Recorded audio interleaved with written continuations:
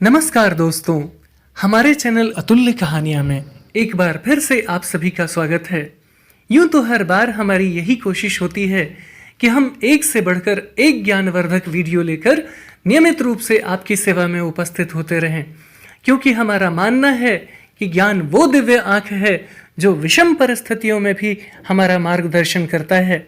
तथा हमारे सभी संशयों का नाश कर हमें सदैव आगे बढ़ने के लिए प्रेरित करता है। इसलिए आप सभी से निवेदन है कि इस वीडियो को अंत तक अवश्य देखें ताकि आपको इसका वास्तविक आशय समझ आ सके। और अब यदि आप हमारे चैनल पर नए हैं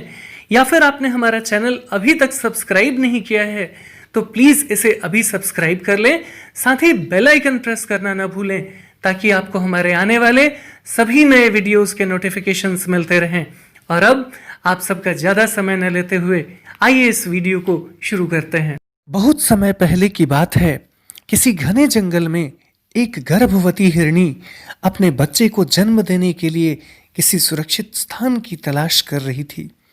कि तभी उसकी नजर नदी के किनारे उगी ऊंची घास पर पड़ी। अपने शिशु को जन्म देने की दृष्टि से वह स्थान उसे काफी उपयुक्त लगा, इसलिए वह उस ओर चल पड़ी और ठीक उसके वहां पहुंचते ही उसे प्रसव पीड़ा भी शुरू हो गई। पर उसी समय आसमान में छाए हुए घने बादल वर्षा को आतुर हो उठे और बड़े जोर की बिजली कड़कने लगी। जब उसने अपनी बाईं ओर देखा तो एक शिकारी उसकी ओर निशाना साध रहा था, इसलिए वह घबराकर अपने दाहिने तरफ मुड़ी, पर वहां एक भूखा शेर पहले से ही झपट्टा मारने को तैयार बैठा था। जब उसने आगे बढ़ने की सोची तो देखा कि सामने की सूखी घास आग पकड़ चुकी थी, इसलिए अब वह भागने के लिए पीछे मुड़ी, पर देखा तो नदी में बाढ़ आई हुई थी और नदी का पानी उफान मार रहा था, इसलिए अब उसके पास भागने का कोई मार्ग शेष नहीं बचा, क्योंकि अब वह चारों तरफ से घिर चुकी थी। ऊपर से प्रसव पीड़ा के कारण उसका बुरा हाल हुआ जा रहा था।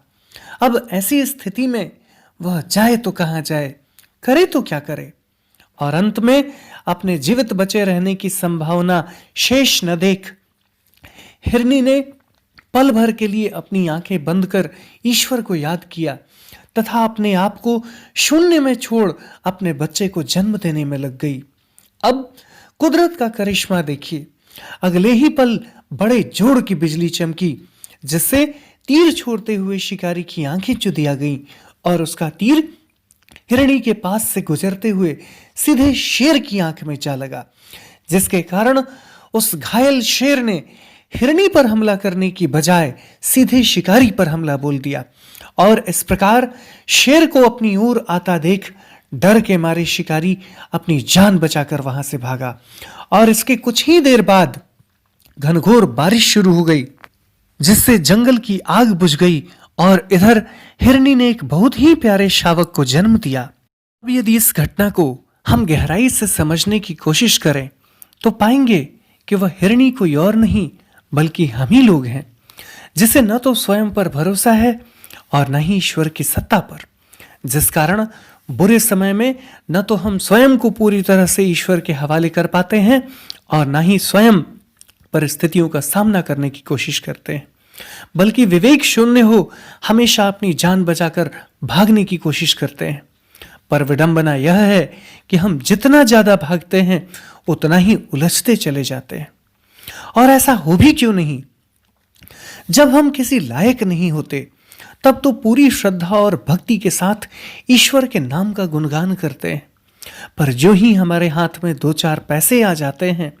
हम अपनी राह से भटक जाते हैं और इस पैसे कमाने को ही अपने जीवन का मुख्य उद्देश्य मानकर अधिक से अधिक धन कमाने की होड़ में लग जाते हैं, जिसके कारण हम अपने जीवन के वास्तविक उद्देश्य को ही भूल जाते हैं, जिससे हमें असंतोष व्याप्त हो जाता है तथा घोर असुरक्षा की भावना घर कर जाती है। फिर हम परिस्थितियों से जूझने की बजाय भागने लगते हैं, जिससे एक समय ऐसा आता है जब हमारा आत्मबल हमारा साथ छोड़ने लगता है और देखते ही देखते परिस्थितियां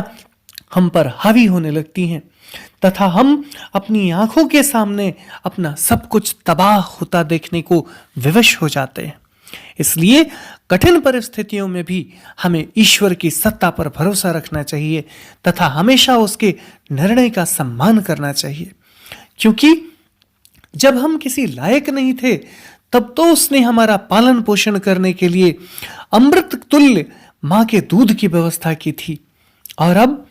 जब हम पढ़ लिख कर इस काबिल हो चुके हैं कि हम अपने दायित्वों का अच्छे से निर्वाह कर सकें, तब वह हमें अकेला छोड़ देगा? ऐसा कभी नहीं हो सकता, क्योंकि वह तो हमसे इतना प्यार करता है कि हमारे जन्म लेने से पहले ही परिस्थितियों को हमारे अनुकूल बना देता है, ताकि हम अच्छी तरह से फल फूल सकें, विकसित हो सकें तथा जिस हेतु हमारा जन्म हुआ है उस उद्देश्य को पूरा कर अपने जन्म की सार्थकता को सिद्ध कर सकें। इसलिए आवश्यकता इस बात की है कि हम ईश्वर पर सदैव आस्था बनाए रखें, क्योंकि हमारा ईश्वर के प्रति आस्थावान होना अपने आप में वो शर्त है जो विषम परिस्थितियों में भी हमारा मार्गदर्शन करता है तथा हमें सदैव अपने कर्तव्य पथ पर चलते रहने के लिए प्रेरित करता है। और अब इस वीडियो में इतना ही। यदि आपको हमारा वीडियो अच्छा लगा हो तो प्लीज इसे लाइक करें और ज्यादा से ज्यादा शेयर करें, ताकि हमारा मनोबल यूं ही बना रहे और हम एक से बढ़कर एक ज्ञानवर्धक वीडियो लेकर नियमित रूप से आपकी सेवा में उपस्थित होते रहें।